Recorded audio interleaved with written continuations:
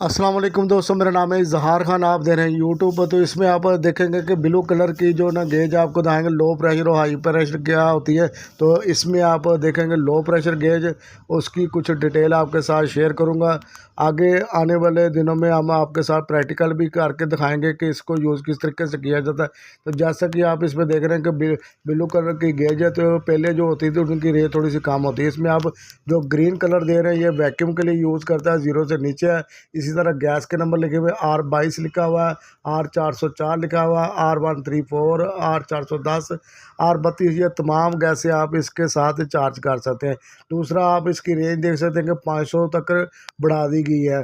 तो पहले 250 तक होती थी। जहां आप ये ब्लैक कलर का आगे हिस्सा देख रहे हैं ये 500 तक कर दिया गया है। तो आप इसको आप प्रेशर के लिए भी यूज़ कर सकते हैं, इसके साथ प्रेशर दे के और गैस भी चार्ज कर सकते हैं। अगर आप इसी तरह की वीडियो देखना चाहते हैं तो हमारे चैनल को सब्सक्राइब ज़रूर करें, वीडियो को शेयर करें। मिलेंगे दोस्तों नेक्स्ट वीडियो में, तब तक के लिए अल्लाह।